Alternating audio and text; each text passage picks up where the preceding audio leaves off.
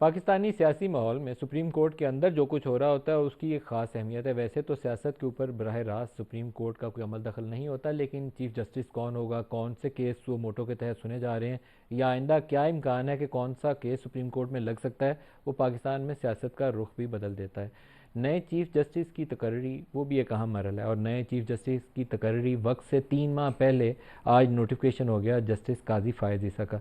Justice काजी फायज़ ईसा बहुत ही upright आदमी है, लेकिन दो मुकदमात के हवाले से, एक कोयटा ब्लास्ट की जो रिपोर्ट उन्होंने बनाई उस हवाले से, और फिर दूसरा फैज़ाबाद धरने के ऊपर जो उनका ऑर्डर था, उस वजह से हमारी इस्टेब्लिशमेंट को वो काफ़ी नागवार गुजरी वो रिपोर्ट्स।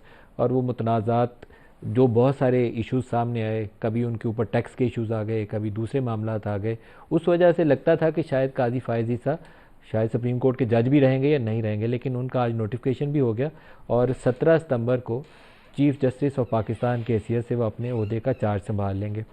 कितनी अहमियत है इसकी सियासत में? नवाज शरीफ की वापसी पाकिस्तान में कब होगी? जो उनके ऊपर पेंडिंग केसेस का एक बोझ मौजूद है, उनका क्या बनेगा? नाहली के हवाले से जो नया कानून बना वो सुप्रीम कोर्ट में कैसे जाएगा, और सुप्रीम कोर्ट कैसे रिएक्ट कर सकती है? और इसी तरीके से 9 मई के वाक़यात के बाद तहरीक इंसाफ के लोगों के ऊपर जो मुकदमात हैं, मिलिट्री कोर्ट्स का जो क़याम है, सिविलियंस के मुकदमात क्या मिलिट्री कोर्ट्स में चलेंगे या नहीं चलेंगे,